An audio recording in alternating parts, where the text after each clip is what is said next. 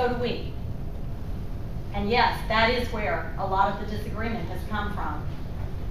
So from that, we asked about the budget, and we took a look at it and found that this year especially, more than a third of your state government is funded out of Washington, D.C. And I know a lot of folks are up there trying to fight as hard as they can against that government expansion and all that spending. But what I do want you to know is that the programs that draw down those federal dollars are created in the South Carolina State House. That's also true. So if you're angry with D.C., it makes sense that we have to make our voices heard first in Columbia. Because after all, Washington, D.C. is a product of all of the states. They forget that up there, but it's still true. So really, what's the best way to lessen our dependence on this president and this Congress? How about saying no to government dollars by refusing to start programs to draw down that money? Let's leave some federal dollars on the table for a change. Don't you think we can do that?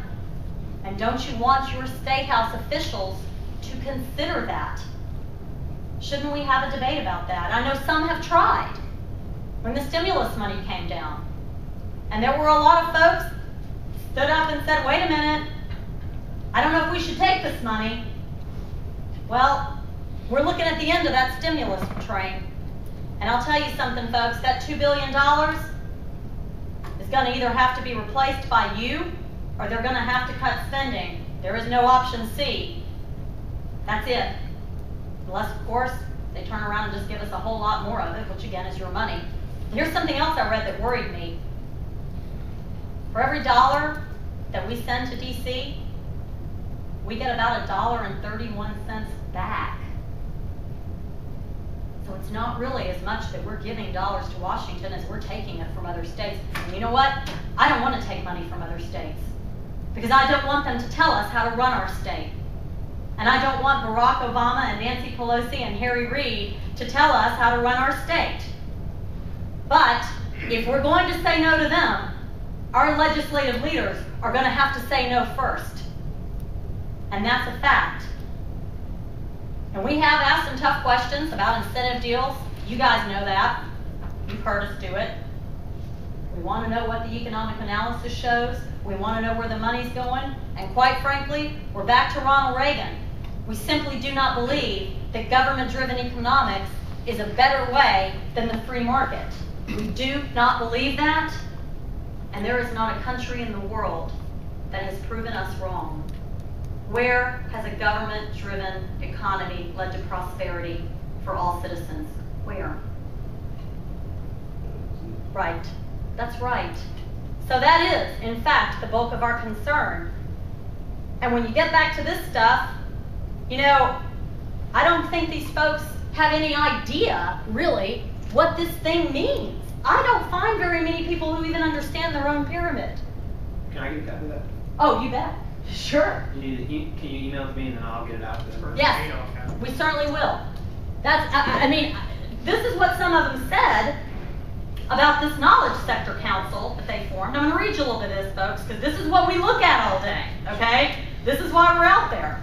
Ashley, can you get about 2 minutes? Sure. Yeah, I can. Thank you. This is one of the things that they admitted to. The knowledge economy may not be able to help the 700,000 or so high school dropouts to find state employment, but it might help that population somewhat by addressing health disparities. That's right. Right here. That's their take on this stuff. And I'm going to read you, it's the stated purpose of the South Carolina Research Authority. Where is that? That's right here, top of the pyramid. The code says this project authorized by this chapter is in all respects for the benefit of all the people of the state, for the improvement of their welfare and material prosperity, and is a public purpose and a corporation owned completely by the people of the state. That's the mission of the South Carolina Research Authority. And here's another quote I found, because I remembered this quote from a long time ago and it struck in my head.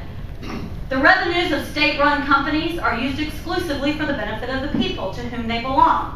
Does that sound a lot like the first thing I read? That second is a quote from Fidel Castro. And he was talking about Cuba. right? So, yep, we are concerned.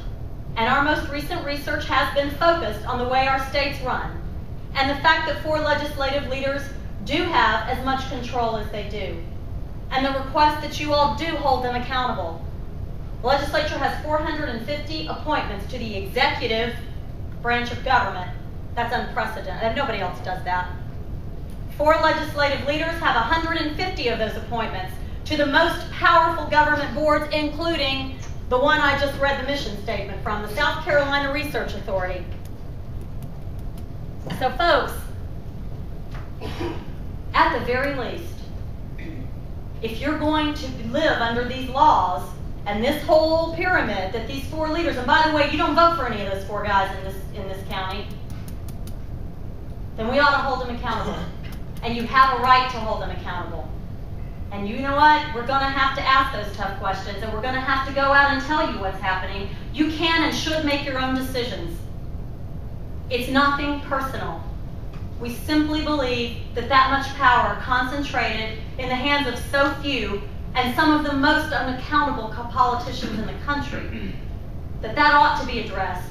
And that if we ever are silent about that, then I hope you'll hold me accountable.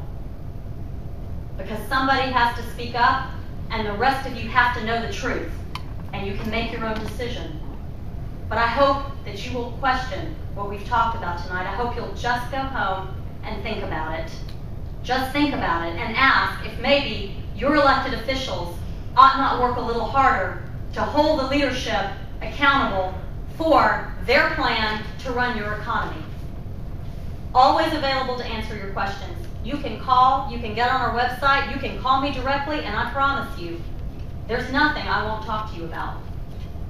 So thank you for your time. I very much appreciate the chance to be heard. And I appreciate all the work you all do. Certainly you are in the heart of freedom in Lexington County, and you guys are known as a bunch of independent thinkers, and I'm proud of you. So thank you for that. Thank you.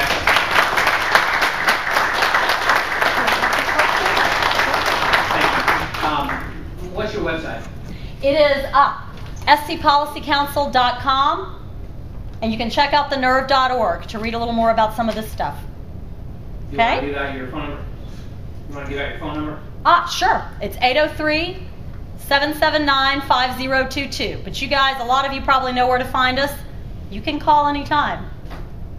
Thank you, Rich. Right, Thanks for you. inviting me. I appreciate it. Thank you. Right.